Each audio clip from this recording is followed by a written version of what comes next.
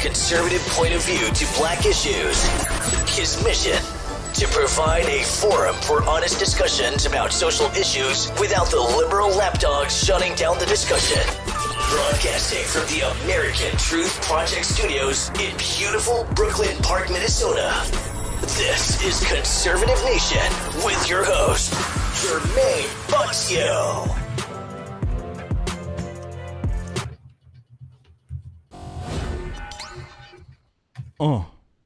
Hello, ladies and gentlemen. Welcome back to another edition of Conservative Nation with me, your gracious host, Jermain Botsio. And on today's show, as you guys know, it is Wednesday, and I got the one, the only mind of Jamal for Double Barrel J's. How are you doing here, sir? Jermain, I'm doing good. I just doing good. Had a good day. It's kind of cooling down here in North Carolina. And just to let everybody know, Lord willing, we live and see next week. It should be back to 3Js.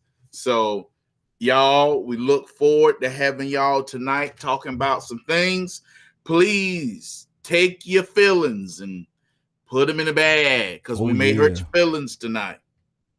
Absolutely. It's about to get real tonight.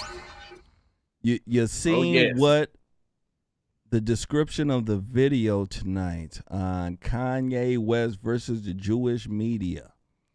Man, we about to get in. We certainly are, ladies and gentlemen. Make sure you guys do us a favor. Hit that like button. Make sure you do share. All right, we're going to definitely need your help. We definitely going to need your help. Just like Jamal said, make sure you put your feelings in a bag. As I say on this show, leave your feelings at the doorstep. Because you know one person who don't give a crap about your feelings. Oh, yeah, me being black as hell. Look how black I am. Yeah, you know it. You know it. We only care about facts, what is right. Correct? Amen. That is the only way that we can have a mutual understanding, ladies and gentlemen.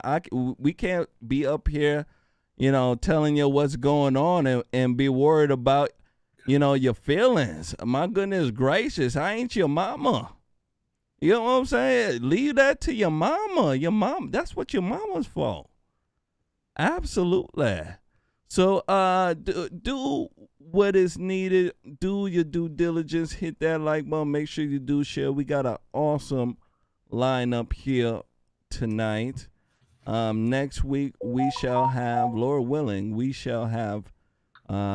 Jay McCaney back. I know he has been on vacation, hanging out, getting a little bit darker. That's always good. So we shall see him when he gets back here. Hopefully he'll have some nice stories to tell. Absolutely. One thing I can tell you right now, the news is buzzing as usual. And, the world is, getting a lot more enlightened. I can tell you that. Yes. Woo! I can tell you that. Man, oh man. So without further ado, ladies and gentlemen, I'm ready to rock. I know a lot of people been waiting for tonight's show. Mr. Jamal, how about yourself here, sir? I'm sharing it out. We got to get this shared out. So that's what I'm doing now. Absolutely. That's what it is. Ladies and gentlemen, make sure you guys do us a favor, a little bit of a small favor. Make sure you share. Hit that like button. That is the only way we can get the information out. The only way that we can get like-minded folks to join us. That is the only way. Believe it or not, It is. Let's get ready to first one up. Burn them. First one up here, ladies and gentlemen. I want to go ahead and speak to you guys about a viral video. Oh, yeah. This video, ladies and gentlemen, have to deal with a school fight in a classroom. Yeah, you know how crazy the world is, right? You definitely know how crazy the world is. When it comes to education, you know, dealing with the LGBTQ folks, dealing with the school shootings, and dealing with the baby mama's children, let me tell you something. It's hard for a lot of children out there to learn and to do well. It is. And right now there's a viral video that is out, and it deals with 2 school fights. Actually, it started in a classroom. And what happened was there was a substitute teacher. This substitute teacher broke up the fight. A lot of people have a lot to say about this, and I want to go ahead and show you guys this. When it comes back, I want to speak about this. Is this the right way to stop a fight, especially with these type of children? Make sure you guys hit that like button. Make sure you do share. Here we go.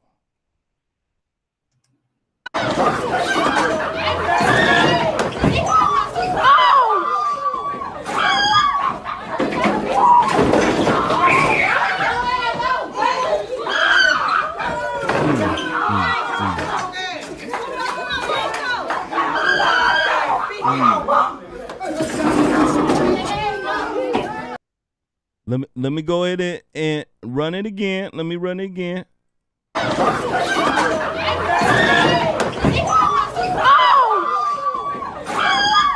Yeah.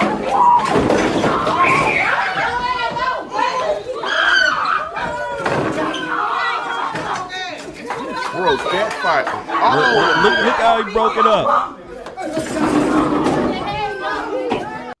Boy, when animals attack, Jamal, when animals attack, let me tell you, they really attack. You know what I'm saying? They really do. Now, Jamal, a lot of folks here, and if you guys didn't know who the teacher was, the teacher was wearing the pink pants. Yeah. He was wearing the pink pants, and he had the long dreads. You guys know what I call that, right? We ain't got to get into that. But Jamal, a lot of folks are saying that this teacher should be arrested the way he handled the students there. My goodness gracious. What way was he supposed to handle the students? What do you think about this here, sir? For years, people said integration hurt the black community more than it helped. This type of teacher is what we need to get control of the classrooms, especially in inner cities. I'm telling you. That is a black man who refused to allow someone in his classroom to dictate. If you want to act like an animal, he is going to treat you like an animal. And that's exactly what he did.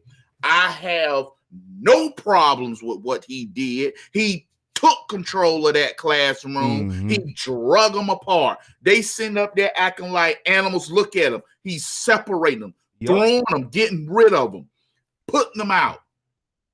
What he did was got control of his classroom and established male dominance. Absolutely. He established that day in his classroom, foolishness will not be allowed. I ain't gonna lie. I'm glad to see a teacher like this. I'm saying. I am so glad to see a teacher like this. I am glad. It's about time, Jamal. It's about time. You know, there's too many students out there who have had the run of the classroom, and they believe that they're able to keep doing this, Jamal. And it's because of the school rules that is there. Hey, you can't touch the students. Hey, you can't do this and do that. The students know the rules and what the teacher can and can't do, so they misbehave. And especially the black ones, Jamal. I'm sorry, I don't care who gets mad. The black ones got to be treated differently from the white ones. The white ones, when they're fighting like that, Jamal, a lot of times you can say, hey, quit it, right? And guess what, Jamal? They'll stop. But the black one, absolutely not. They're not going to stop, Jamal.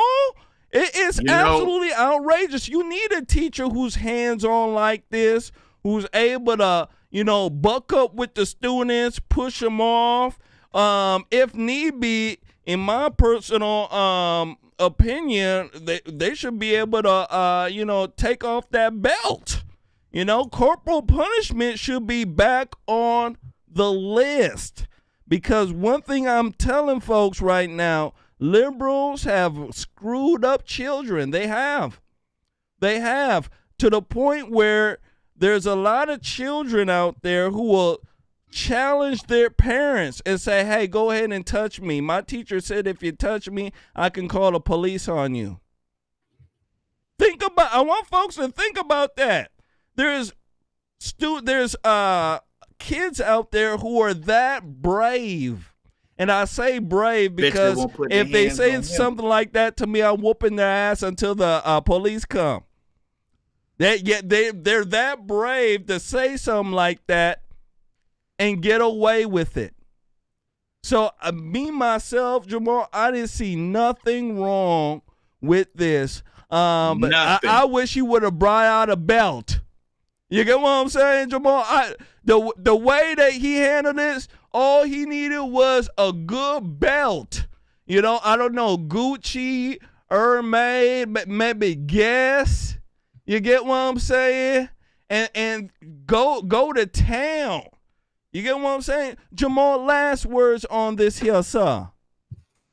This man right here is what the black community needs. We have always said, Jermain, we have always said the most scariest thing in the black community is a tired, fed up black man. Oh, yeah. Because when he gets tired, he's upset. Mm-hmm. He's dealing with these Negroes. You know what I've got Jermain. I've got Jay in here. I can say my word. Go dealing ahead, with brother. these niggas. He gonna put it in place. This is the black male in the community straighten it out. Mm-hmm. A lot of people ain't gonna like it. A lot of people gonna say he didn't have to do this. But what we just saw is a black man straightening out the black community, and that's what it takes. Absolutely. Takes that. Absolutely. And ladies and gentlemen, let me tell you something. If more black fathers were in the home, Jamal, this would be going on in the home. You know that, right, Jamal? Yes. Yeah, there'll be tired black men in the home. I want folks, you see how he was able to buck up on all those black children like that? Imagine that type of athleticism at home, Jamal. Imagine that type of athleticism. Your kids acting wild and crazy. The black daddy tired from working, right? Yep. Tired all day because somebody's talking crap to him at work.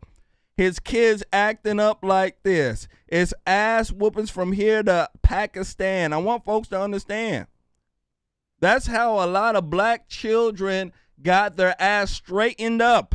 And they learn real quick. They learn morality. They learn reality. They learn how to act well around grown folks. I want folks to understand. Back in the day, you used to get your ass whooped. What's up? Hold on. Well, and you want to act up around grown folks. You know, especially that as soon as somebody grown in the room got started, you better You better behave, because if you don't, more than likely that grown person will whoop your ass, and then they'll tell your parents. The parents will co-sign that ass whooping you just got, and then whoop your ass again. That's the type of background that I came from, the type of generation that I came from. And that generation has left now. It has left. It's nothing but baby mamas, white liberals telling you, hey, don't listen to anybody, and LGBTQ folks. It's not the same at all. So I want folks to understand this type of behavior, this type of athleticism, let me tell you, is absolutely needed, because without it, let me tell you, especially around black children, they'll run to school like crazy. They will. Yep. There's a word called incorrigible. A lot of black kids out there, a lot of them are incorrigible. There's a lot of great ones, let me tell you, and there's a lot of ones who are incorrigible, and we got to make sure that the incorrigible ones get the ass whooping. Let's go ahead and move forward. Make sure you guys hit that like button. Make sure you do share. I want to go ahead and give a shout out to somebody who just donated here. I want to go ahead and give a shout out to a very, very special brother here. I want to go ahead and give a shout out to Ron G. Gusto.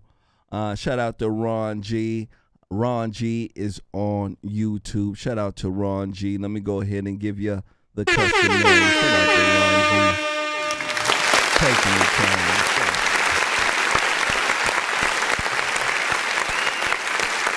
Absolutely. Make sure you guys hit that like button. Make sure you do share. All right, we got a lot more to discuss. We certainly do. Absolutely. Next one up. I want to go ahead here, ladies and gentlemen, and speak to you guys about a sobriety center in San Francisco, California. Now, this sobriety center is meant for, folks in the city who have substance abuse problems. They're supposed to go there and get help for, their sobriety, for their, sobriety, and also their substance abuse problem. Some of them are addicted to meth. Some of them are on crack. The new one right now, I think, is what? Fentanyl. Yeah, fentanyl. There is a snorting or smoking fentanyl, and all sorts of other stuff. And a lot of residents in that area, they're saying that this is the worst thing that could ever happen to an area. I want to go ahead and run this story, and when it comes back, I want to speak about it, because this sobriety center that is in San Francisco, California, let me tell you something. We have one here in Minneapolis. A lot of these major cities out here, these urban major cities with Democrats, the one with the purple hair and stuff like that, they're the ones who are building these centers and promoting them as something good. I want to know from you guys, is it something good? Here we go. Make sure you guys hit that like button. Make sure you do share.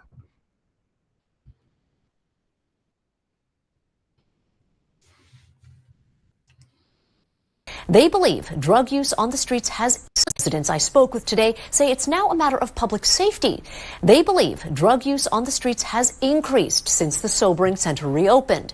So I took those concerns to the city and to the group running Soma Rise. I think we're approaching a period of insanity. To say this group is fed up over the June opening of the city's first pilot program drug sobering center, Soma Rise, could be an understatement. They're smoking their meth openly. Residents and business owners say their complaints to Health Right 360, the nonprofit running the center, have fallen on deaf ears. They're basically letting their clients come over here and get high, go back in and sober up, and then come back in and get high again. And have resorted to documenting their struggles. Every morning it's a roulette. When you show up to your office, are there going to be 10 people passed out in front of your building? Are they going to be violent? This was never a problem before Health Rate 360 moved in. Some even arming themselves against the belligerent or violent with baseball bats and tasers. Stay back, dude. Stay back. I'm telling you, Jamal, people get what they deserve, and they get what they vote for. I kid you not. You came up with that phrase there. You get what you vote for, and let me tell you, that's a beautiful phrase there. Beautiful phrase. I believe these folks got what they voted for. This sobriety center is the absolute opposite. It seems like it's a place to go get high and just walk around and loiter. What do you think about this here, Jamal? Let's get one thing straight, Jermain, because you have dealt with drug addicts and you have trying to think experience because you were in a criminal justice field, the prison field, so you know dealing with these type of people. When you have a drug addict that is fighting out there like that, hallucinating and sleeping on the streets, he is still getting drugs. It is best to lock him up. Absolutely. Put him in prison and make him go cold turkey. Mm-hmm. I'm going to tell you something right now. A lot of people don't know.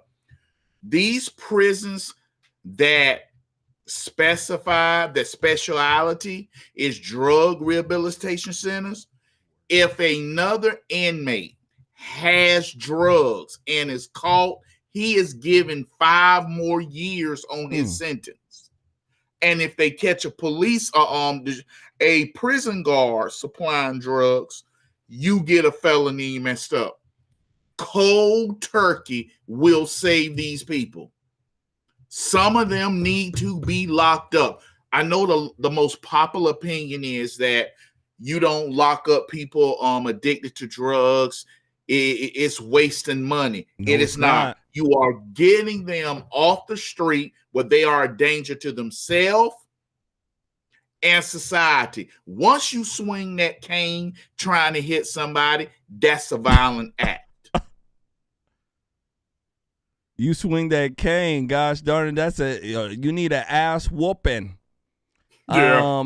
Jamal, one thing I can tell you, even dealing and being in the field for various years and counseling these folks, I can tell you the best place for a lot of these folks is jail. Right? That's where they go in detox, yes. Jamal. It's called hitting rock bottom. I'm not talking about the rocks at the bottom of the pipe. I'm talking about, rock bottom, Jamal. You know what I'm talking about. That's where most people figure out their life. And I want folks to understand something. There's nothing wrong with jail. I know liberals are ran by their mama and they see their friends, their cousins in jail, and they want to get them out because they're crying. Let me tell you something. There's a lot of folks in the world who need to go to jail, right? Biden need to go to jail, right? We know that. There's a lot of folks out there, ladies and gentlemen, who need to go to jail. And a lot of these drug addicts who are in the streets, loitering, doing these type of things there, need to go to jail. And I want folks to understand that if it was a Republican county, let me tell you something. Republicans are not going to allow folks to be loitering outside like that, right? There will be loitering, laws that'll be around. So if they see them just walking around aimlessly, not doing nothing, guess what? The police come, stop them, harass them, and lock them up, right? The police will smell the alcohol. They'll see that they're inebriated. And then they'll lock them up and they'll go to jail. That's what happens, ladies and gentlemen. And there's nothing wrong with it. And what it does is exactly what Jamal says. It keeps the addict safe, right? Because addicts, a lot of the times, they're a danger to themselves and the people around them, okay? A lot of addicts to support their habit, right? And I want folks to understand, most addicts don't work well. All right. Yeah, you see what I said? Well, right? There's a lot of addicts who work. They're called functional addicts, right? Yeah, there's a whole bunch of them, right? Most of the addicts are functional. But let me tell you something. The ones that are in the street like that, they're not functional at all. They're out. They need to support their habits somehow, some way. And you know what they're doing? They're out there stealing out of your car. While you go to work, they're hopping inside your home. They're doing some crazy stuff like this, creating a danger on the road, right? I could go on and on and on and on. So that's why it's very important when these people are having their lives out there like that. They need to go to jail. When they get into jail, you know what happens? Ain't no more drugs. They get absolutely mad. Yeah, the addicts get mad. They get upset, right? They start going like this, scratching. Right? They start doing the Macarena and stuff like that. You get what I'm saying? They start doing the Macarena. And after they're done shaking and doing the Macarena in jail, they start thinking about their life. Right? They start thinking about how much of a loser they are. Yeah, they start humbling themselves. And there's some folks out there, ladies and gentlemen, who will humble themselves and say, you know what? I'm never going to have myself in this position again. I'll never be in this position again. I'm going to work hard so that I could be a productive citizen. And guess what, ladies and gentlemen? There's some folks out there who will take that jail sentence and say, you know what? I like being a bum. Yeah. I like being broke and dusty. Absolutely. And they'll continue with that type of behavior until, either there's some divine intervention, their family member comes and helps them out, or, they go to jail and die. But that is the world. And we need folks who are like that to set an example for the children out there. Yeah, if we didn't have drug addicts and people going to jail, how would children know what is the right thing to do and what's not? Right? God has these folks out here for a reason,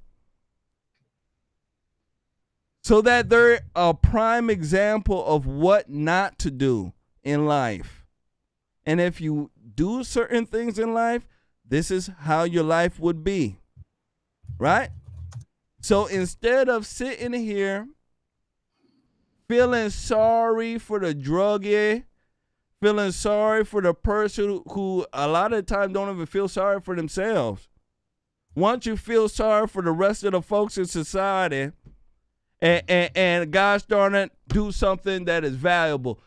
Jamal, last words on this here, sir. Jermain, something you said, and a lot of people have to understand this.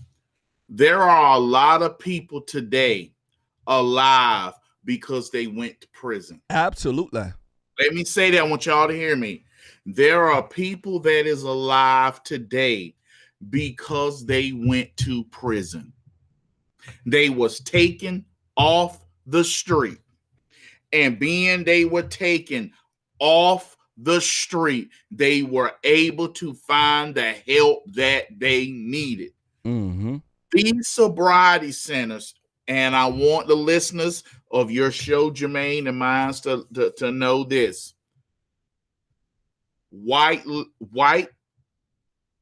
liberals are trying to do things with too much compassion and love. Yep. That's why they don't solve problems. Nothing. You don't stop a misbehaving kid by giving him candy, telling him, I give you more candy if you stop. No, you tear his little hind paw up. Now, this area, you are continually to create drug addicts because you're putting them back out there and giving them the drugs.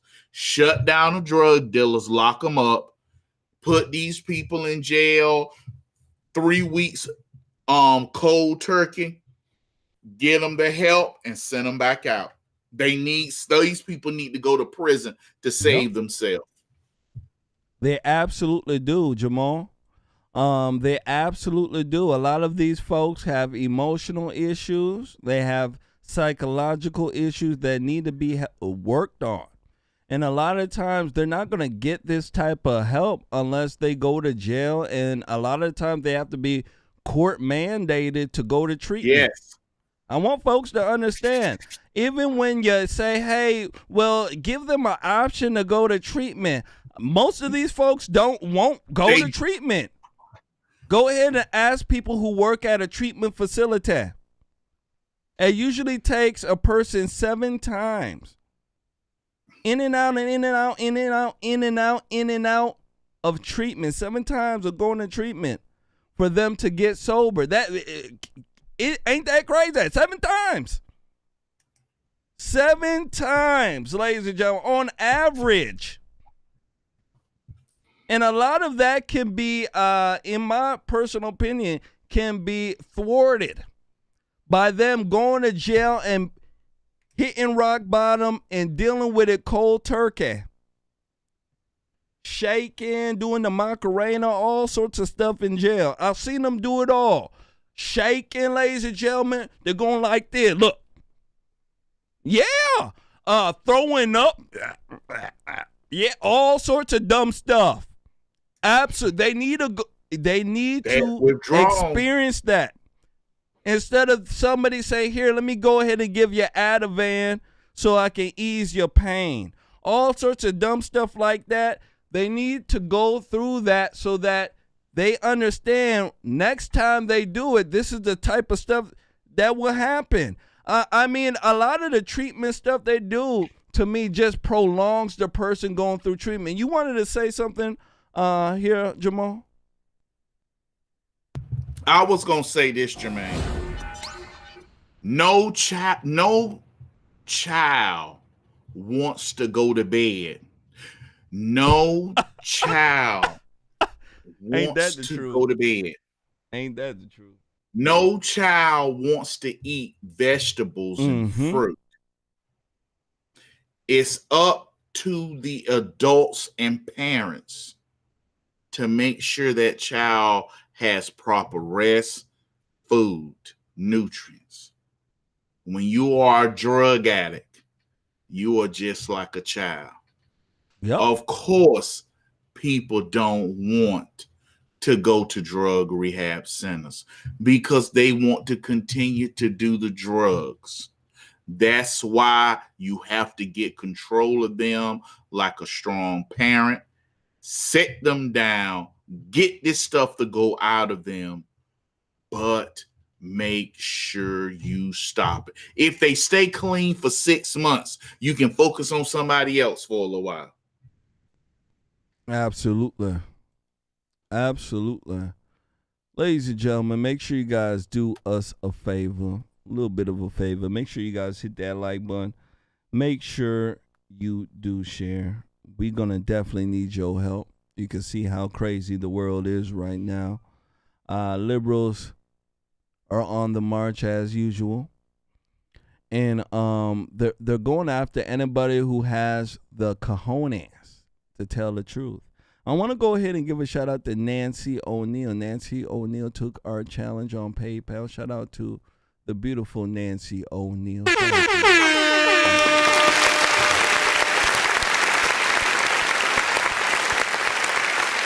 Make sure you guys do us a favor, a little bit of a favor, small favor. Hit that like button. Make sure you do share. All right.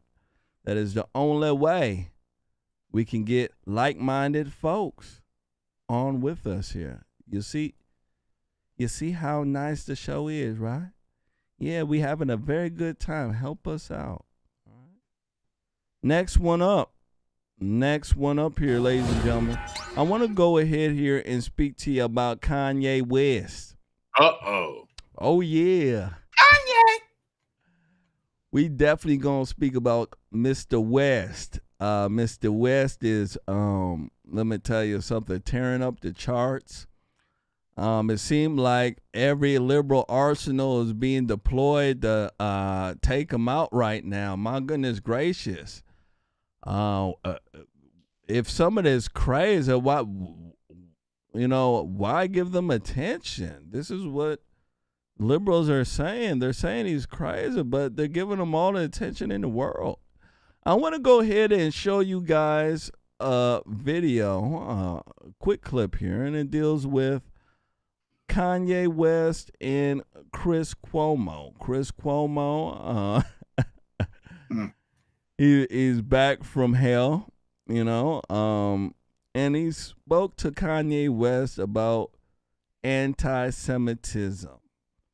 Of course, you guys know Kanye West.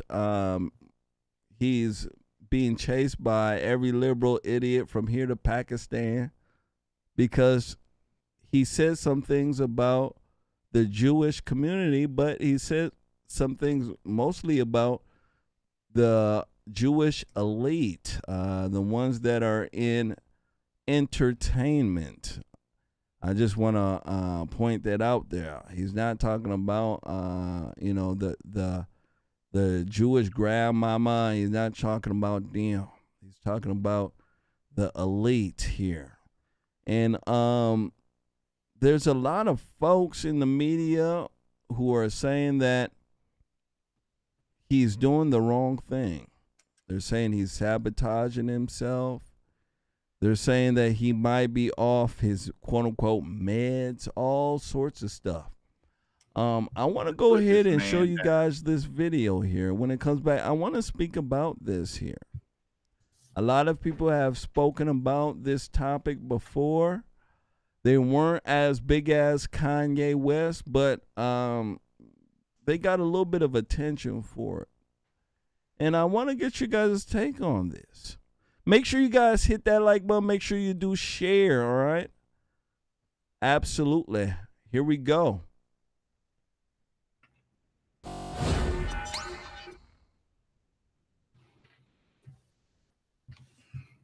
Finish what I'm saying. I know, but you have to understand this idea of the Jewish media. That's not how it works. You're talking to me right now. So every celebrity. Go ahead. Finish what I'm saying. I know, but you have to understand this idea of the Jewish media. That's not how it works. You're talking to me right now. So every celebrity. Go ahead. Every celebrity has Jewish people in their contract. This is not hate speech. This is the truth.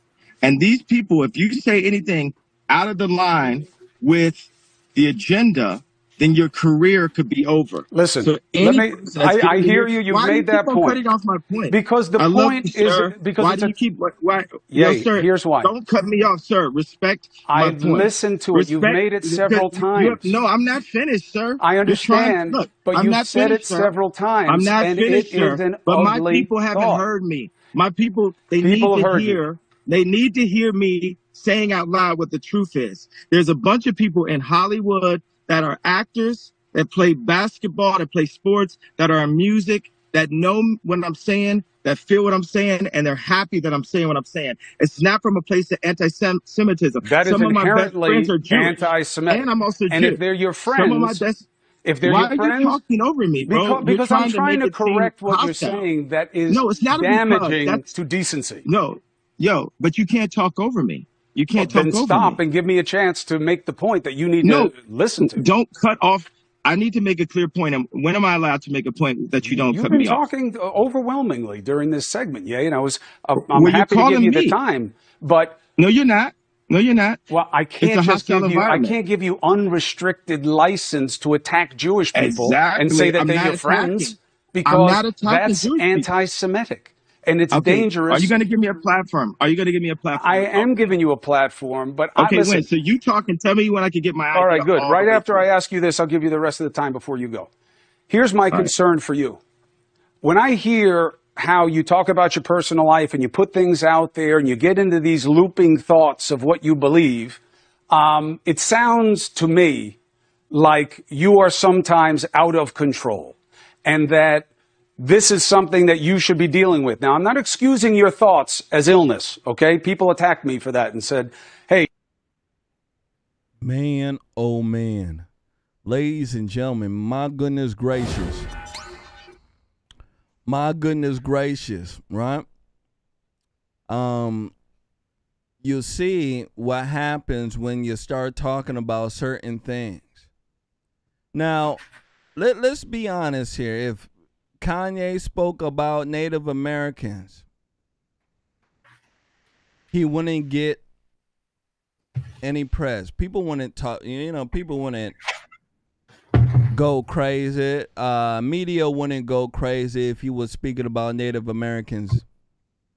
If he was speaking about Asians, they wouldn't be going crazy like this unless he might have been speaking about the Chinese. He spoke about one group of folks that everybody and their mama know is hands off, and they know it's hands off for a reason. They certainly do, and that is the Jewish community. Now, when folks even speak about the Jewish elite, he's not even talking about regular Jewish folks. He's talking about the Jewish folks who are in the entertainment industry, who have the most access, who sign black entertainment and minorities, and won't sign them unless they're saying certain things. I want folks to understand something here.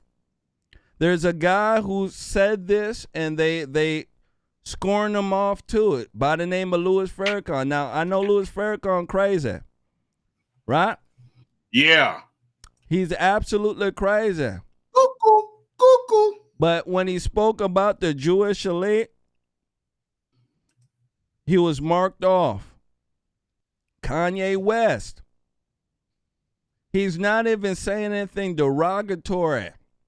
He's not saying, hey, go kill them, all sorts of. He's not saying none of that.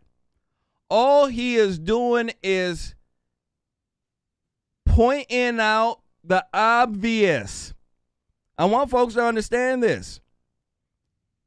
Pointing out the obvious that, hey, in a lot of entertainment industry, the sports agents, a lot of them are Jewish.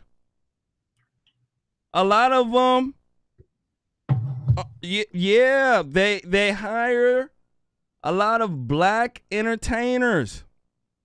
A lot of them, if you say anything that is uncontrary to them, you out of there. And then he speaks about how the Jewish elite is pitting blacks against whites, along with the Chinese folks out there, right? The CCP. And now everybody's coming out, right? Everybody. Sarah Silverman, who absolutely sucks. Her everything she does sucks. There was another woman who came out, Jamie Lee Curtis, I believe. Right? Yeah, she came out. They're calling her the Jewish queen. She came out and said that he needs to be quiet. So all these folks here are coming out against him. Why? Why would they come out against him if all he's doing, and all he's doing is pointing out the obvious? Jamal, what do you think about this here? In your personal opinion, do you think that he is, denigrating the Jewish communities? Is he putting down Jews?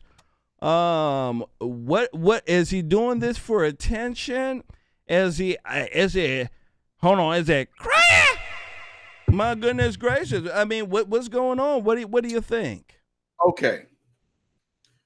This goes back when it comes to this situation, when it comes to, I guess, black folk and Jews. Sometimes the black community and the Jewish community can have the best relationship, because a lot of times Jewish people started the NAACP. 3 rich white folk and a couple Jewish people started the NAACP. They chose W.E. Du Bois to lead the NAACP. Now, the black community and the Jewish community has always had a rocky relationship. A lot of people told these lies because of 5%ers, God bodies, whatever they go by. They said that Jewish people financed slavery, which was not true. Then they would say Jewish people own everything, and they were in competition with blacks, because when black folk would say, hey, we went through this in slavery, we went through this, Jewish people could literally say, we were almost exterminated. This man tried to kill us. So that relationship is a very rocky one. Now, what Kanye West was talking about, he was talking about the people in the community, and he was pointing them out. It's like when somebody say white folk, or somebody say black folk, or somebody say them Korean folks. Yep. He was just saying, to talking about a specific group of people in that industry. There you go. And it's just like, and that's how a lot of black folk talk. A lot of black folk talk generalizations. We'll say all them white folk, all them Asian folk, all this, all them dark-skinned niggas, all them light-skinned niggas. Is it right? No. But Kanye West was not talking about doing something to harm Jewish people. He was not. He was just, I'm gonna go DEFCON 3, because he was probably speaking about some people who had a Jewish background in that particular industry situation. Yep. It's probably 4 Jewish guys, and he's talking about those 4 Jewish guys. So could he have said it better? Yes. Yep. I think, yeah, and I agree with you. His delivery and the way that he characterized it, in a sense, could have been a little bit better. But there's, nobody, in a sense, took it as he's, threatening Jewish folks or any of this, That's nonsense how they trying to say it. That the liberals are pushing out. It's totally fake. Just all you got to do is listen to his words. So I believe that if had he have said it in a maybe in a different manner, I still believe he still would have got the slack for him just mentioning anything. But it should let folks know something, that you're not free to say whatever you want.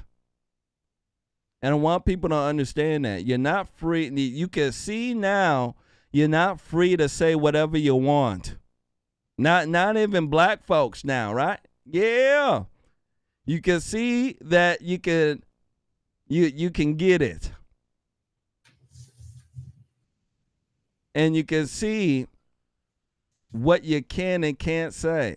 And let's just be honest, the media coming down on him is almost as if it's, there's usually when there's smoke, there's fire. You get what I'm saying? And there's a lot. It seemed like the media is blowing a lot of smoke. Jamal, you want to say something, brother?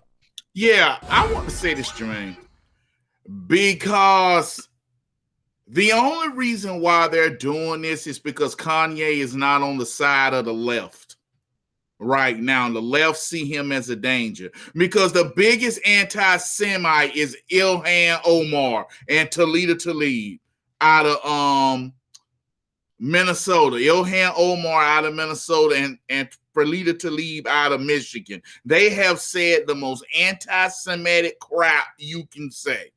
Now, they have been openly anti-Semitic, calling for the downfall of Israel, saying all this crazy stuff, and nobody says nothing against them because they of the left, because they're Democrats.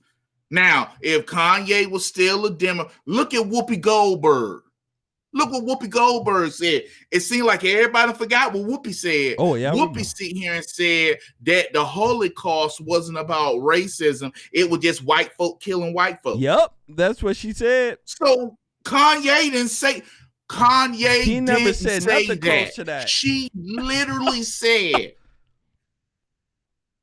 "This isn't about racism. It's just white folk killing white folk." So kill it with coming out to Kanye on that. Mm-hmm. And y'all let Whoopi Goldberg gave her 2 days off and brought her right back. Absolutely. You know, you're absolutely correct. You know, AOC, Rashida Tlaib, they've all said some crazy stuff on Israel, right? But nobody, they're not going after them at all. So it's really selective outrage right now. Very selective. Selective outrage. Now, I know there's a lot of folks who are saying that, hey, you know, Jermain, I don't believe this. I understand. But all I'm saying is that, you know, just you know, take a look at what he said. That's it. Now, Jamal, since we're on this Kanye kick right now, we're going to speak about Kanye West and George Floyd. Now, crackhead Floyd. Oh my goodness gracious! And for people who don't know, Kanye West this weekend he did a podcast show called Drink Champs. It's a very popular podcast.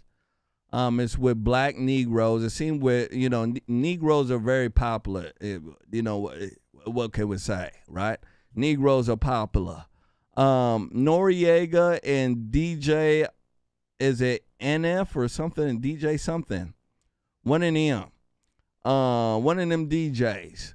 They have a show where they sit down and drink. You know, I think they were drinking Douce. Actually, I think I got some Douce in the cabinet. They were drinking some Douce, and they were speaking about, you know, what was going on. So this is where all this transpired. And Kanye West, he spoke about George Floyd. And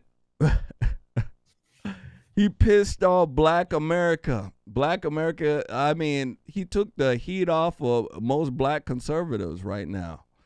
I ain't playing. Jamal, go ahead and do that again. Do that again, brother. Yeah. You think I'm playing? Ladies and gentlemen, I'm not playing. He took the heat off a lot of black conservatives. I'm telling, maybe for about 5-10 years. I don't know. Maybe not that long though. But yeah, because I got to say he spoke about George Floyd. He said that he overdosed off of fentanyl. Negroes on the podcast started choking up. Their hero, Fentanyl Floyd, was being tarnished right in front of them. And then he went and said that, Derek Chauvin, his knee wasn't really on his neck like that. I swear Negroes started dying when he said that. And he said some other things. Now, I want to go ahead and run this. And when it comes back, I want to get your take on it, Jamal. Was this man telling a lie? Are Negroes right to get mad? I mean, what the heck is the deal here? Make sure you guys hit that like button. Make sure you do share. Here we go. I watched the George Floyd documentary that Candace Owens put up. One of the things that his two roommates said was, they want a tall guy like me. They want a tall guy like me. And the day when he died, I watched the George Floyd documentary that Candace Owens put up. One of the things that his two roommates said was, they want a tall guy like me. They want a tall guy like me. And the day when he died, he said a prayer for, 8 minutes. Mm-hmm. He said a prayer for 8 minutes. They hit him with the fentanyl. If you look, the guy's knee wasn't even on his neck like that. When he said mama is his girlfriend. They said he screamed for his mama. Mama was his girlfriend. It's in the documentary. But something that hit me, that fucked me up when I was watching the documentary, and it said, they want a tall guy like me. When I looked at that image of him, this tall black dude with the bald head, he reminded me of somebody else. Who do you think he reminded me of? Virgil. He reminded me of Virgil. You know what I'm saying? I'm not finna cry in front of y'all because that's how they get me, right? Right. But I know that we lost him. And I know that this white company, Louis Vuitton, is now making statues of him, like as a martyr. And we don't know why exactly. We say it's cancer. But I mean, all right. I want to be careful with this subject because. Wait a second, but tell me, could you even really run this interview? Because Mav didn't run my interview. Right. You know what I'm saying? They blocked me out. The Jewish media blocked me out. This shit lit, right? I'm lit, right? I'm lit. I'm lit. You know what I'm saying? JP Morgan, I put $140 million into JP Morgan, and they treated me like shit. So if JP Morgan Chase is treating me like that, how they treating the rest of y'all? That's outrageous, yeah. And there's murderers with Chase accounts. Yeah. That's what I'm saying. I am outraged. By the time people they want to calm it down. Because no matter what, you didn't break no law. I didn't break a law. No matter I didn't break a the law. bank shouldn't be a judge or jury on anything that's going on. But this is it's like a social contract. Candace Owens has a word for it, I'm forgetting it. But it's basically like they told Candace Owens she couldn't hang out with me. I'm here. Bow. Let me tell you something. That is wild. Man, Negroes is mad over that, Jamal. Now, I want to go ahead and run a quick video here, and then we'll discuss this. And this has to deal with George Floyd here and where Kanye West got his information from. I want you guys to take a look at this here. When it come back, we'll definitely speak about it. Make sure you guys hit that like button. Make sure you do share.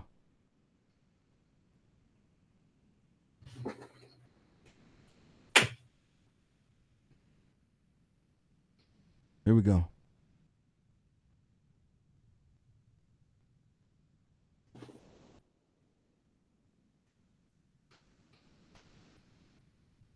Thought that way. You would agree, Chief, that from the perspective of Miss Frazier's camera, it appears that Officer Chauvin's knee is on the neck of Mr. Floyd. Yes. Would you agree that from the perspective of Officer King's body camera, it appears that Officer Chauvin's knee was more on Mr. Floyd's shoulder blade? Yes. They had to have the jury believe that it was a neck restraint, it was the knee on the neck, it was asphyxiation that killed George Floyd. However, there was a ton of evidence that George Floyd consumed a toxic, lethal cocktail of fentanyl and methamphetamine. Let's put it in perspective. 3 grains of fentanyl on the head of a lead pencil, enough to kill you, enough to kill me.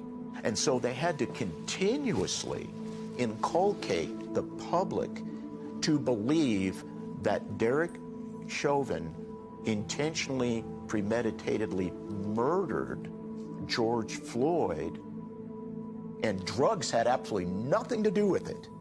As Lindsay and the toxicologist presented that awful testimony. That's it right there. That's where Kanye West, because Candace Owens did a documentary on how Black Lives Matter has cheated and stole money.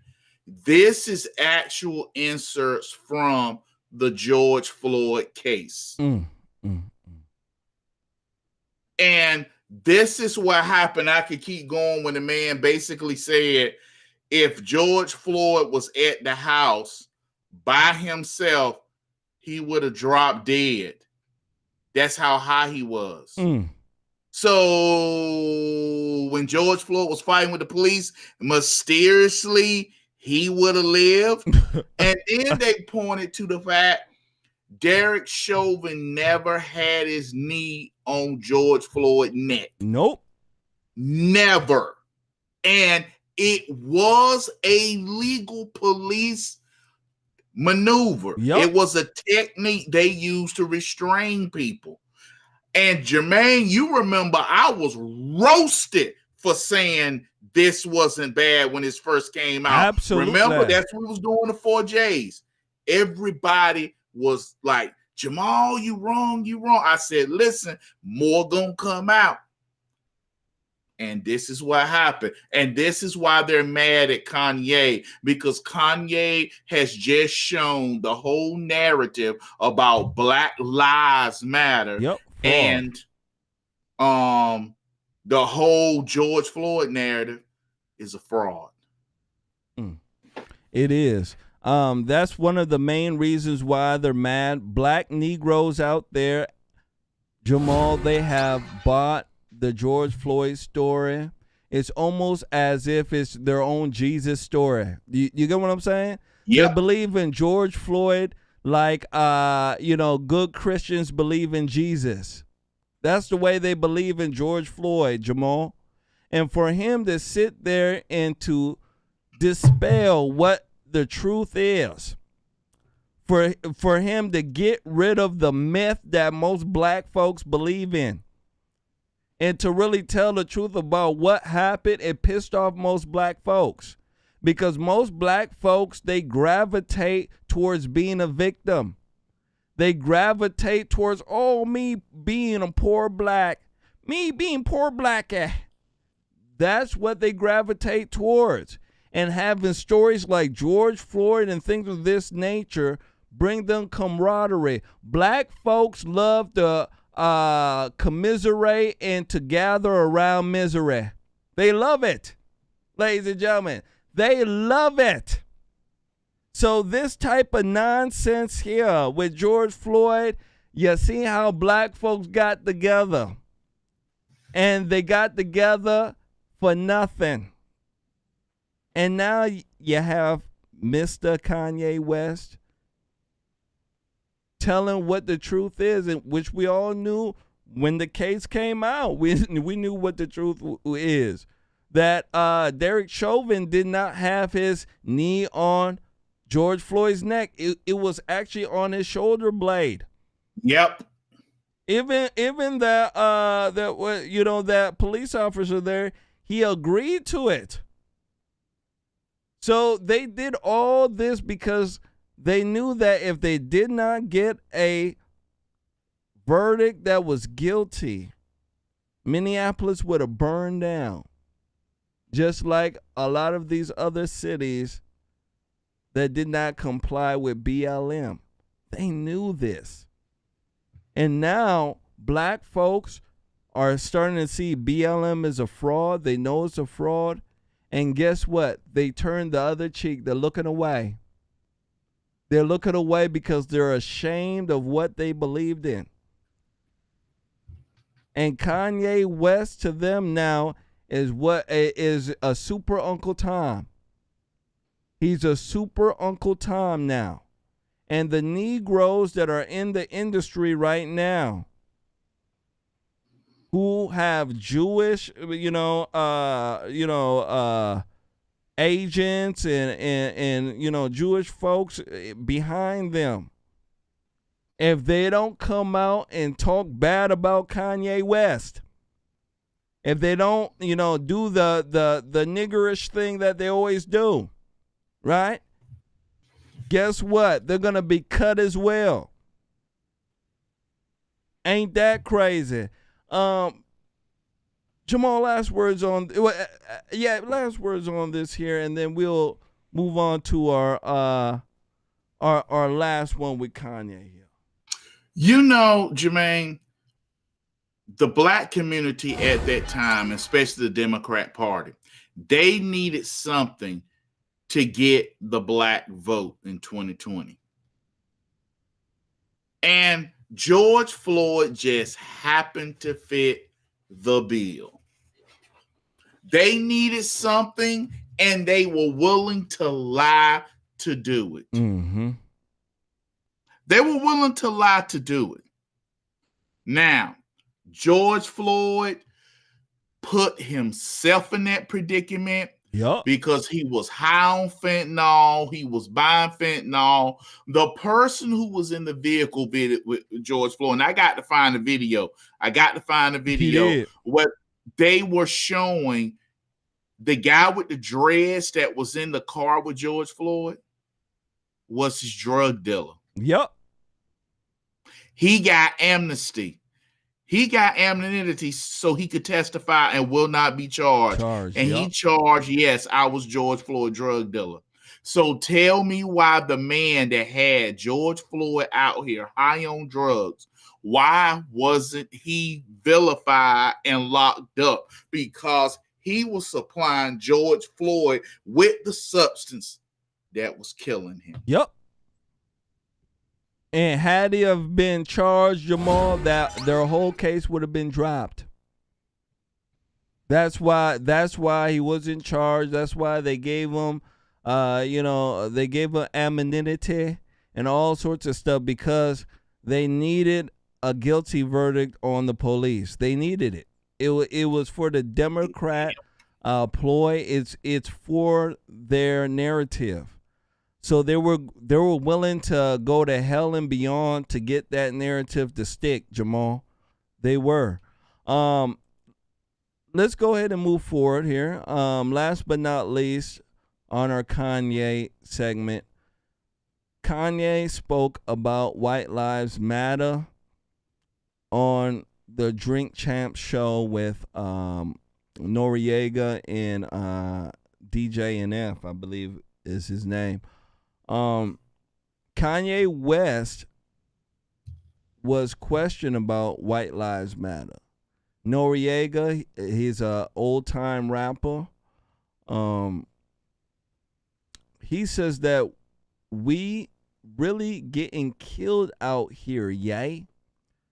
And he's speaking about Black Americans. I want to go ahead and run this when it comes back. I want to get you guys' take on it. Is his assessment correct? Or is this the same Negro assessment that we've been hearing for ages? Take a look at this. Make sure you guys hit that like button. Make sure you do share. Here we go. Be honest. I gotta be honest. So,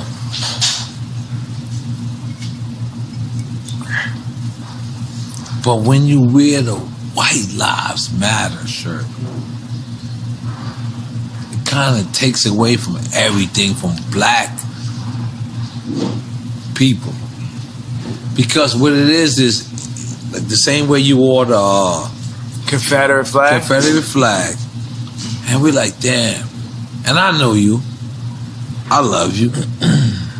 I fuck with you. You my brother. So I take this. And I'm a real nigga. And I'm a real nigga in the streets every day.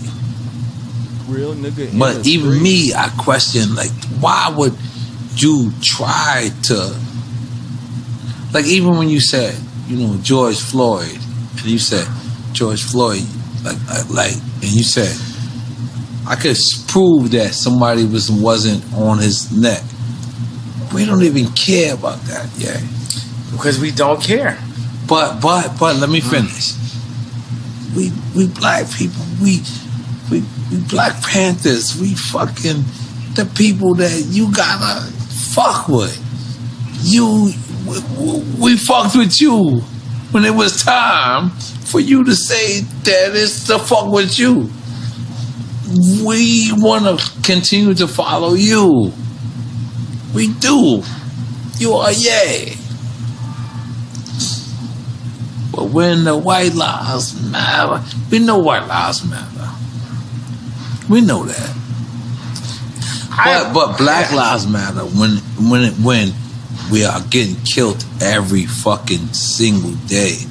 We have to notice that. But since that happened, we haven't got killed less. We got killed more. We broke more shit up. You gotta understand, it's like what I'm doing is tight jeans. If you think about a Meek Mill's outfit and you picture him, you're gonna picture him in some tight jeans. But the same mentality would have been Beanie telling me and Pharrell to come out the closet because we was wearing tight jeans back in the days. Yeah. And then I got on tape, I say, yo, don't try me like that. You know what I'm saying? I'm on Sephora shit, and now me and Beanie, we good. Like everybody know, I'm Michael. You know what I'm saying? Like there's no one, you know what I'm saying? But so guess what? I agree. It's like, I agree. Yeah, but yeah. Can you talk? Can you let me talk? Yeah. But I agree. I agree with everything you say. But we really getting killed out here, yeah? Yeah, listen. We're really getting killed out here. Our little brothers, God bless our children. The T-shirt's not gonna change it. You have children named Nori, Chicago. Imagine Nori in Chicago comes to you and says, yo, they call me a nigga. And then Nori says to you, well, why they call me a nigga? And they say, because they said black lives didn't matter. No. White lives matter doesn't mean that black lives don't matter. Yes. Right, that's the thing. That's the conversation. That's the conversation. That's what we need you to say, yeah? That's the conversation. Yeah. All right. Now we're talking. That's what we need to say. Because you know why? Let me tell you why. And I did see Candy always shit. And when she says Black Lives Matter organization, separated from the organization. But let's just be clear. That's like saying, you know, the Catholic Church don't love Jesus. Something. The Catholic Church did shit bad. Like niggas did something bad. Wu-Tang. But let me tell you something. Wu-Tang. It's for the children. It's for the children. It's forever. Wu-Tang is for the children. It's for the children. Come on, I don't give a fuck if Devon or whatever is for anybody else. But guess what? Wu-Tang is still for the children. And that's what I want you. Fuck Black Lives Matter. Don't say that. Don't say that. You can cancel. And I'm going to stop it right here. So, Jamal, Noriega. First of all, Noriega has the how can I say, the quintessential Negro line, the quintessential Negro thought process.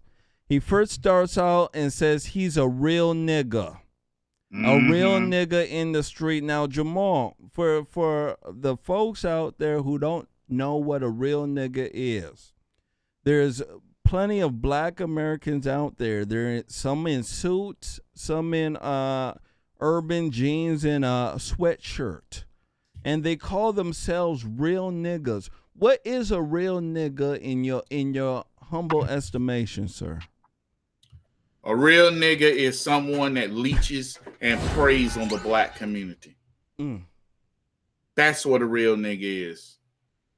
You know, I used to see this meme that was out, and it shows Simba and the Lion King looking at the sunset, and he says, "Dad, what's a real nigga?" He says, "I don't know, son, because we're real men." Real niggas cannot be real men, because real niggas will walk away from their families' responsibilities. and will prey on someone else, destroy somebody else, take from somebody else that they don't deserve to take it. A real nigga will say, hey, my family hungry, so I see you up there flossing, I'm gonna take that. That's a real nigga. A real man doesn't get himself in that predicament by doing stupid stuff. Yeah, he may lose his job. Yes. A real man makes sure his family don't go above their means. A real man makes sure of these things. Real niggas is out there flossing, trying to impress somebody. Noriega made music about killing black folk, selling drugs to black folk. So hearing him talk about a real nigga, yeah, he real ignorant. Absolutely. This real nigga term, it means that I'm a real idiot. It's a person who doesn't listen to authority. I want folks to understand. Usually is breaking the law, okay? And doesn't have good morals. That's what a real nigga is. And there's plenty of black Americans out there who describe themselves as real niggas. And I want the folks out there, the good folks of the world, to understand that. This is the mentality that a lot of black Americans have. It's a screwed up mentality, but they have it. Moving forward. Jermain. Yes, sir. Real quick, I got to thank somebody. Go ahead, brother. I got to thank somebody real quick. I would like to thank Nancy O'Neill. Miss Nancy O'Neill, thank you for your kindness and generosity and your donation through the page through PayPal. Once again, I want to thank you, Miss Nancy O'Neill. Thank you. Absolutely. Shout out to Miss Nancy O'Neill. You know, Noriega, he had the quintessential Negro response on here. He did. They're killing us, all sorts of stuff like this. When you are a real nigga, and I want folks to understand, you only care about yourself. You only care about things of this nature. Noriega could give a crap about what's going on with white people, white society, or what's going on with America. He cares about black Americans, black people, such as himself. That's it. Yep. He doesn't care about folks like me and Jamal. He cares about niggas like himself. I want folks to understand that. So I have a extreme problem with niggas like him. And I don't, how can I say it? I don't have an issue calling folks like Noriega a nigga. I don't, because they describe themselves like that, by the way, anyway. But folks like him, ladies and gentlemen, reproduce in our society. A lot of black women love niggas like him. I want folks to understand. They love that nigga mentality.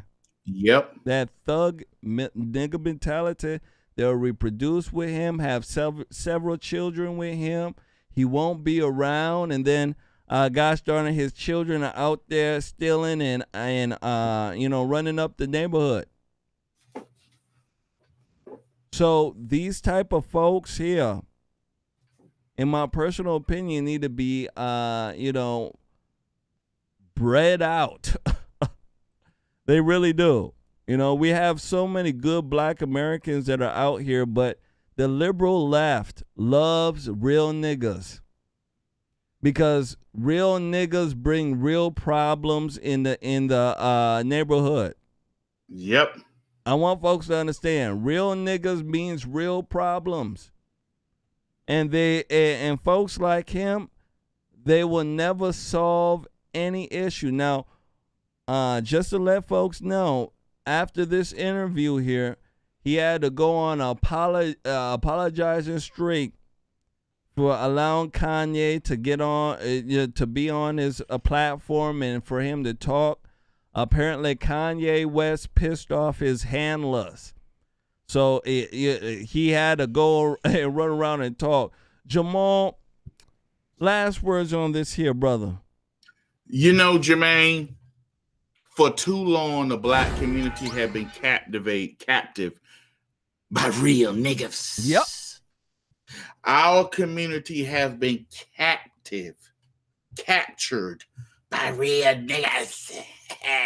You know, you real niggas. I ain't like you fake niggas. I'm a real nigga.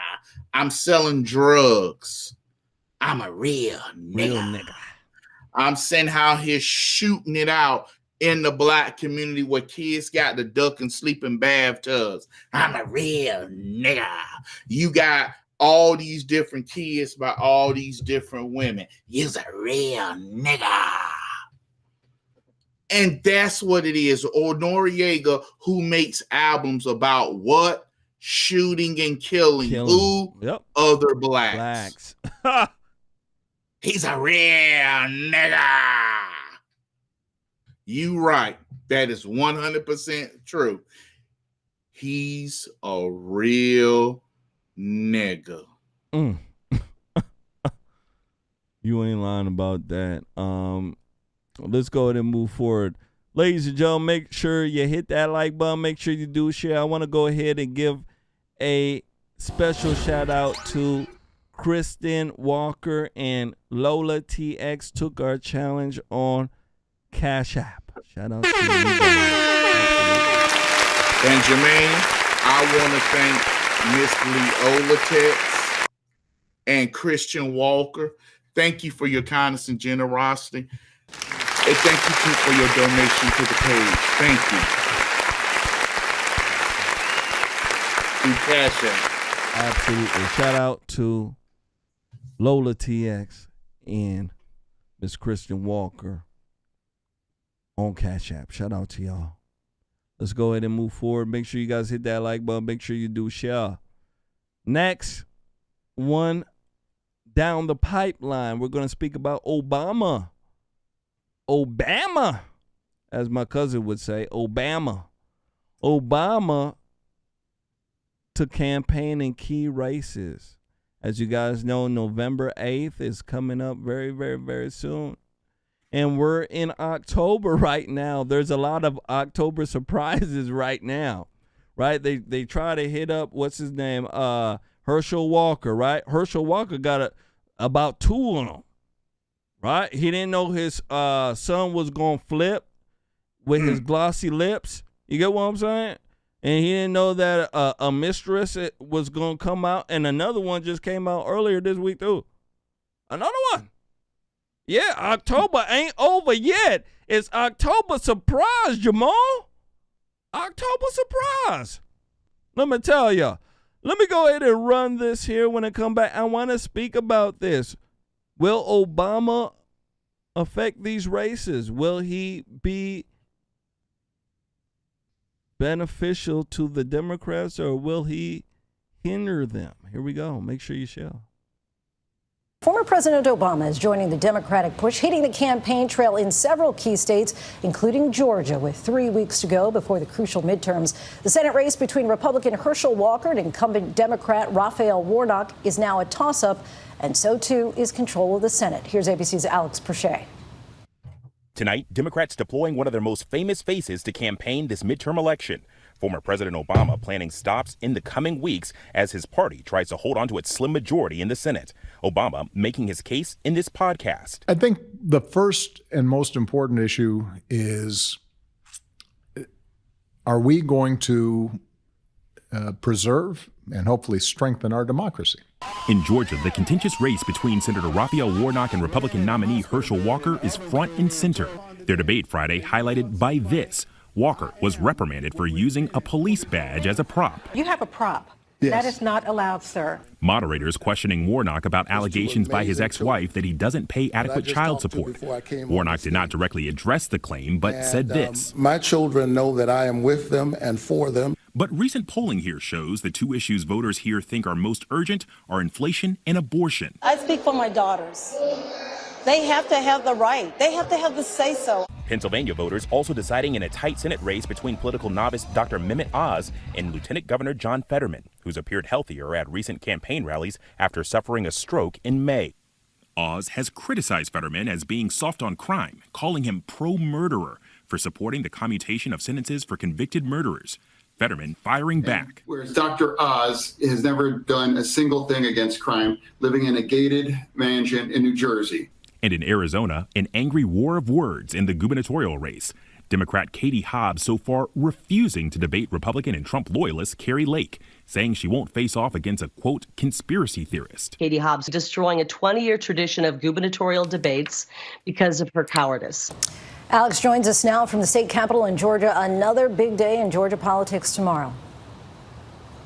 That's right, Lindsay. The state is gearing up for a gubernatorial debate between Governor Brian Kemp and Democratic nominee Stacey Abrams. It's a very tight race. And the other thing that starts tomorrow is early in-person voting. Lindsay? Georgia on our minds, Alex. Thank you. Wow. Hi, everyone. Man, George Stephanopoulos here. Thanks for checking out the ABC News YouTube. A jailhouse lawyer, don't it, Jamal? Yep. That brother with them thick-ass dark glasses like that. Look like a jailhouse lawyer. I know them, Jamal. They be up early with some coffee sitting in the library. Big-ass book, right? Absolutely. They be sitting there like this, Jamal. Waiting to get some snacks so that they can help some folks. Let me tell y'all. You know what I'm saying? Hey, you give me a couple Twinkies, I'll help you out. Ladies and gentlemen, you'll see how crazy these races are getting right now. Raphael Warnock, I heard about his even his child support woes. We won't even go down that route. Beating his wife, running over baby his mama, his wife, whatever. She's claiming that he don't really take care of his kids like that. This is what she's saying. Besides him, being a wife beater, let me tell you, he doesn't take care of his kids. This is what she's saying. But apparently he was able to, escape that. The liberals didn't want to even touch that. But they went after Raphael Warnock. I mean, not Raphael Warnock, but Herschel Walker in that debate because he had a quote unquote prop. Hey, a prop is not allowed. Liberals are idiots. Let me tell you, absolute idiots. I don't think Obama's gonna help nothing at all. Not one bit. What do you think here, Mr. Jamal? Here's the thing. At the end of the day, people may like Barack Obama, but their gas tanks say we can't deal with it. Joe Biden has screwed up so bad because he was the third term of Barack Obama. That's what he was. And Joe couldn't do it right. So they can bring Barack Obama out all they want. People are sick and tired of it. And you know what?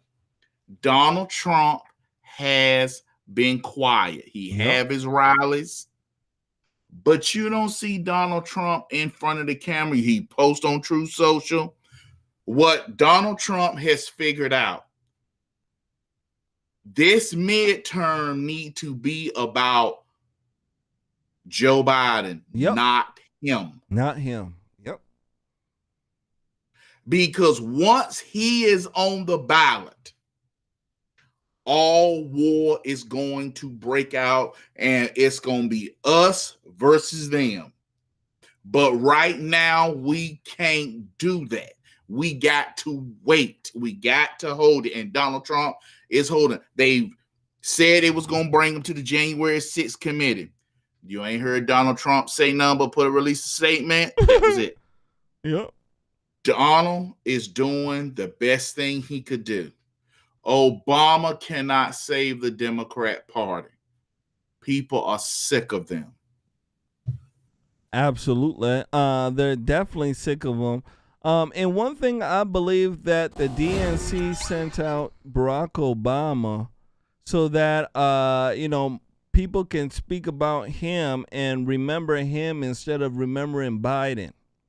Because Biden is the prime target in the midterms right now, ladies and gentlemen. A lot of these candidates, let's be honest, these folks are distancing themselves from Biden. They're not saying, hey, a vote for me is a vote for Biden's policies, right? Yep.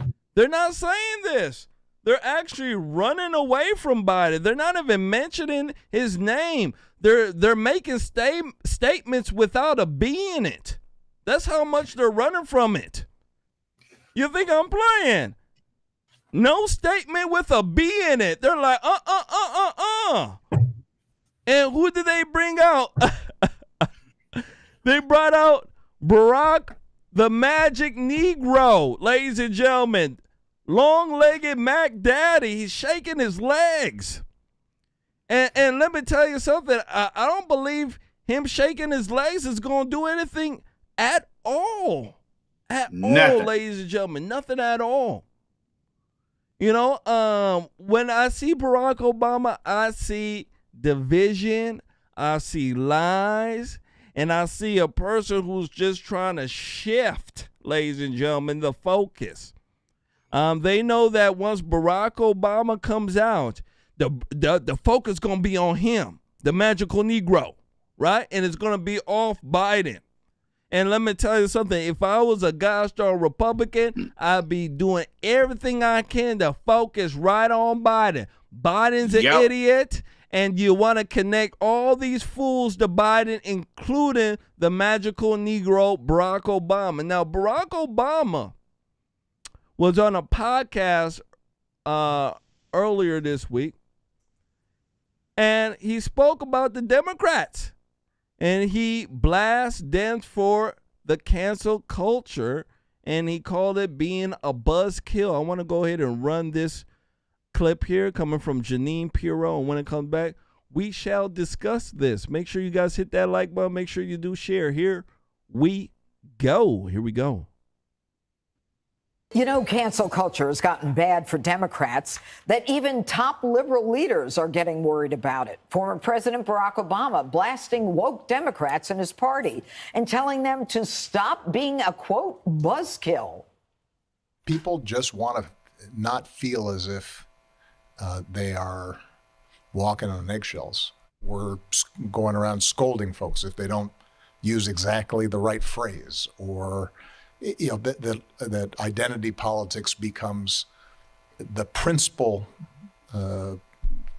lens through which we view our various political challenges. So, Greg, is the former president spot on? And I'm going to stop it right here.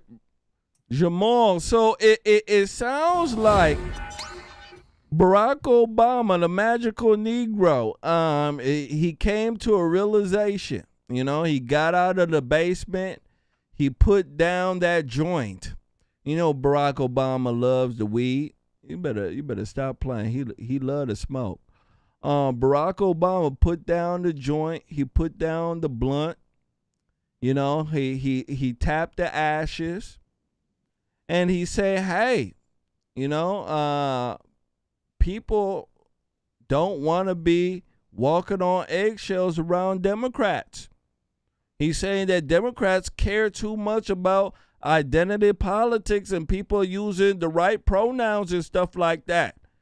He says that, don't be a buzzkill. What do you think about that? Is there any truth to what he's saying? What do you think here, sir? Barack Obama knows how to read a room. He is taking notice that the people don't want the woke mess. but he is still pushing the woke mess. See, he's still pushing it. He's not changed. He's still pushing it. So what he wants to do is like they always do. Do it, push it, but don't tell nobody you're doing it. Barack Obama had no problem with Drag Queen Story Hour because he wasn't telling people he was doing it. Who do you think started this transgender mess in schools? Barack Obama said schools wouldn't get federal money if they didn't allow people to use the bathroom of their identity. That was Barack Obama. It was Barack Obama that was pushing that stuff. Yep. But he didn't tell nobody he was doing it. He just did it.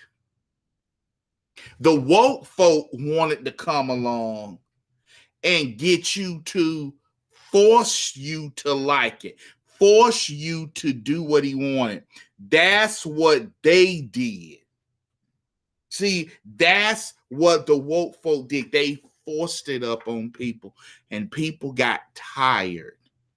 Barack Obama ain't thinking about people being canceled. Barack Obama don't care about that. All he care about is people doing it, but not getting caught. He don't got no problem with cancel culture. He got a problem with people seeing that there is a cancel culture.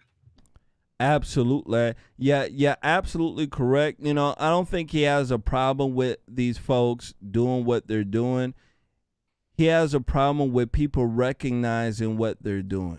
You get what I'm saying? Just like you're saying. You know, Barack Obama is the master, ladies and gentlemen, of this, identity politics game, okay? What do you think a lot of the racial division came from? Did it come from George Bush's tenure? No. It didn't even come from, what's his name? The Democrat before, Bill Clinton. It didn't even come from him. It came from, quote unquote, the first black president, right? He's half black, half white, but folks here are retarded, so they called him black, right? The first black one. And what did he do? He stoked the fire of racial division in this country. George Zimmerman happened, and what did he say? Oh, if I had a crazy looking son, if I had a criminal son, he would look like Trayvon Martin. Remember, you remember that, Jamal, right? Yep. And he was wrong. His Justice Department investigated and found out nothing criminal was done. George Zimmerman was right. Absolutely. Ruined George Zimmerman's life. George Zimmerman was chased by Negroes and dumb buffoons for the rest of his life. For the rest of his life, ladies and gentlemen. So Barack Obama, don't let him fool ya. He can sit here, talk slow. You know how slow he talk. He talks slow, and he add that little stutter in there to act as if he's thinking and stuff like that. All this is just planned. He know exactly what to say, and these folks put him up to it.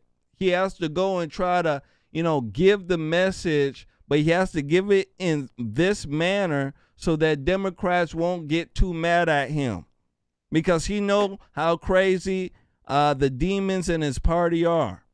He knows it. He has to say it in a certain way so that these fools won't attack him crazy. I want people to understand that. To a lot of these leftists, Barack Obama ain't left enough.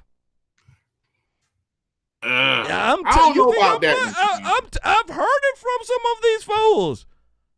Barack Obama, I'm telling ya, he implements the stuff they want, but he just don't do all the bells and whistles out there dancing, saying, That's all Barack Obama I even heard does. it on the Young Turks. You know the Young Turks, right? Yeah, that idiot. Yeah, Which one? they Dr. Rashid? I'm like, Shank Huger or whatever his name is. His he got destroyed by Ben Shapiro. Yeah, all them folks. I'm telling ya. I mean, it blows my mind. Barack Obama, ladies and gentlemen, he needs to give this off so that these fools can back up a little bit so that they can win some seats. And in my personal opinion, there will be a lot of people who will vote just because Barack Obama's black ass came out. They'll say, you know what? They'll think about the time he was president. And to a lot of black people out there, and I want folks to understand, to a lot of minorities out there, they believe Barack Obama is the best president they ever had. When they think about his presidency, it brings them happiness. I want folks to understand. They don't see all the nonsense he brought. They don't see that. But they see the happiness. And the happiness comes from, hey, I get to see somebody who looks just like me sitting in a seat, right? Some dumb stuff like that. Yep. Jamal, last words on this here, sir. You know, Barack Obama always, because some people like he's planning for Michelle. Barack Obama's not stupid. He does everything for a reason. He is trying to show that he still have the juice to pull Democrats over. But if Barack Obama was not on the ballot, Democrats lost badly. Oh, yeah. In midterms. So bringing him out, ain't no good. Because if his name not on the ballot, ain't no Republicans, Democrats usually don't do good. Yeah, they don't. They don't, and I don't. Everybody's predicting a gosh darn red earthquake. You know, a red apocalypse. This is what they're saying.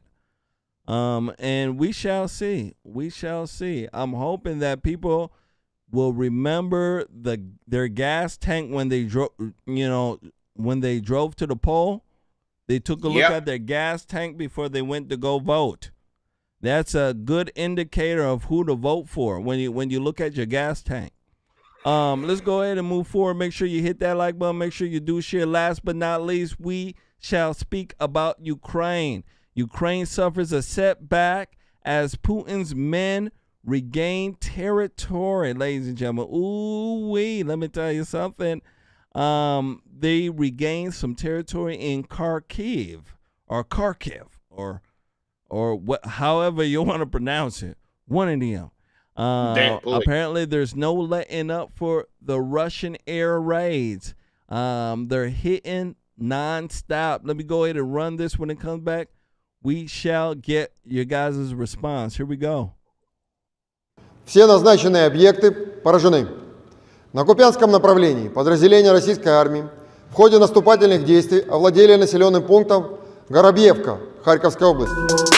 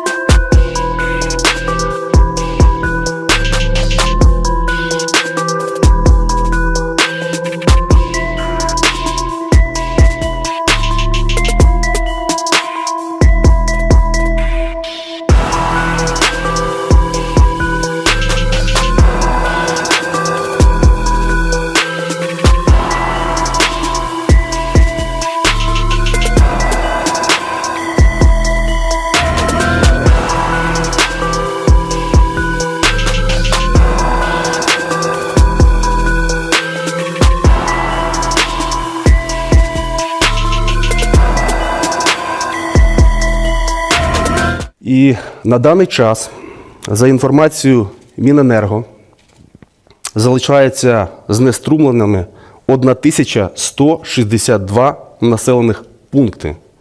Це Дніпропетровська, Житомирська, Кіровоградська, Харківська області, Донецька, Запорізька, Луганська, Миколаївська, Херсонська, включаючи окуповані території.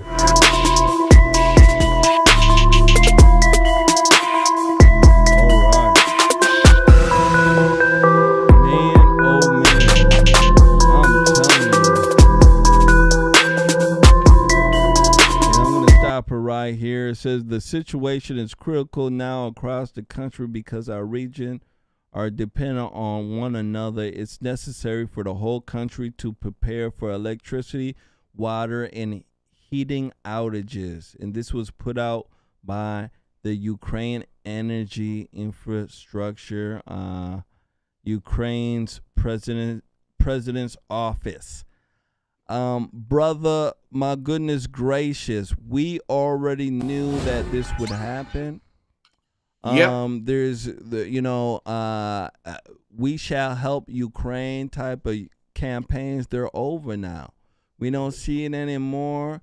It looked like, if this sucker wrapping up. What do you think, yourself? Well, what's going on is Russia started a second offensive. See, that's the thing. Russia has started their offensive. They knew fighting in March, April, they thought it was going to be a fight. But when America and other nations started helping, that was a lot more than what they anticipated. Now, Russia's like, okay, fine. We're going to let everything get cold. We're going to let the roads get hard, because once it gets cold over there, that's cold. It's 20 below zero, that's cold. And the roads are hard where tanks can ride over it. That's it. Also, Russia had stayed away from that type of bombardment, but when Ukraine blew up that bridge, thinking it was funny, you saw them all on TV laughing, taking pictures. How now, brown cow? As my mama would say before she whooped me, don't you holler now. And now they're crying. And this was just so hypocritical about it. United States and countries are mad that Iran may be helping Russia out. But they're helping Ukraine. I'm like, hold up. Y'all mad Russia getting help while y'all openly helping Ukraine. Talking about hypocrisy. It is crazy. It is crazy. By me reading all these reports here, it doesn't seem like Ukraine's gonna be able to survive any more than they're saying about 6 weeks, maybe a little bit longer. I don't know Putin's plans. Putin ain't hit me up. I called his office. I told him that I got chicken on the line. You get what I'm saying? I got some beautiful chicken he ain't never seen before. Apparently that wasn't enough for him to call me back. So, what can I say? I'm left reading these reports, and these reports are very devastating. Ukraine don't look good at all, and now they're saying that people in Ukraine gotta prepare for, heating laws. They gotta prepare for, not having any water or electricity. I mean, my goodness gracious. When are they gonna give up? And it seems like they'll give up when when the last shell rocks them out. I believe that Zelensky needs to be hung. He really put his people in dire straits. He has. He's really torn up that country. They weren't honest. The media in this country weren't honest at all. These folks are Nazis. It blew my mind that since the Nazi revelation came out too, the media is not even speaking about that as well. They just completely bulldozed right over it. Even a lot of the the Republican pundits that are out there, right? Even people like Sean Hannity should have been on it. He's over there. He's doing. I don't know what he's doing. Getting the money. He's calling for Putin's head, but he's not calling for people to look into this Nazi thing that is so apparent. So it really blows my mind, the level of discourse in this country when it comes to Ukraine and Russia, but really the narrative that seems to be laid out and still not, in my personal opinion, universally challenged here in America. Last words on this here, sir. You know what, Jermain? Putin had warned them and told them stop expanding east. They kept coming. They kept heading to the east, and this launched in Ukraine. He told NATO stop. NATO has been violating their treaty with Russia about expansion. But what and it's a shame, Jermain. We have to go to outside networks from other countries to get the truth told, because America is so invested in beating the Ruskies and trying to prop up Zelensky. There's another video that we found out Zelensky been doing green screen. Yeah, I heard about that. He is supposed to be walking down the street, it's really a green screen. It's a fraud.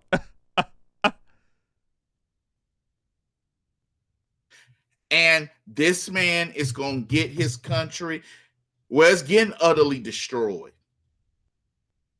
He should have been removed. He should have been removed a long time ago. I heard about that too. I think he got that idea from Biden. Biden does a lot of green screen stuff too as well. That was one of the first time, in presidential history we seen a president use a green screen like Biden. Biden was using the green screen as well. Folks were quite surprised as well. So this green screen crap, it seems to be something that these elites are using now, and you really can't tell where they're at in a lot of these places here. Unless you know about green screens, the way they behave when it comes to the camera and things of this nature, you're able to point that sucker out. But for somebody who's a total novice, just looking at it, it's hard to distinguish what's real and what's not. So it's a crazy world we live in. As the technology grows, so does the fakes and the frauds, let me tell you. Jamal, buddy, pal, let me tell you something. That is our show for tonight. I want to thank you so much for coming on in here. 2 hours of flames and yes. Let me tell you, 2 hours of flames and fury. And last words for our beautiful crowd here, sir. I want to thank you all for coming out tonight. Thank you all for giving the support that you gave to the show. Like I said, next week, 3J's Triple Threat will be back. Jermain, Jay, Jamal. We thank you all for coming out once again. Absolutely. Please, as you know, tomorrow, Jermain will be going live. I myself will be going live. Come out, support us, like and share. If you like us so much, don't do us like a redhead stepchild. Nope. Share, like, and tell your friends about us. Absolutely. Share, like, tell your friends about us. Say that you got a couple good black folks, good black friends. Yeah. Not the one that bring you weed, not them. But you know which We're one. better. So that's what it is here, ladies and gentlemen. I want to thank everybody for coming out and hanging out with us. I know it's late. So I want to thank everybody for coming on in here, hanging out with us. Also would like to thank everybody for hitting that like button and donating. Absolutely. Yeah, somebody asked, Anthony Allen, he's a commissioner for Anderson County in Tennessee. Okay. So he has some stuff, some official business that he had to take care of for the county and such of that, and some matters to take care of. So he'll be on. We actually have a date set. What was it called? The 26th. He'll be on the 26th, and that'll be next Wednesday. I may try to get him on Sunday. To do a little rumble or something. But the 26th is his official return. So I just want to let folks know that. And on the 25th is when the 3 J's get together. So I think it'll be a very, very good return for him. So I just want to let folks know that. So with that being said, that is it. Thank you all for coming on in here, hanging out with us, and we shall speak another time, another venue, on another edition of Conservative Nation. You guys take care. Have a very beautiful night, and we'll catch you guys here later. Bye-bye.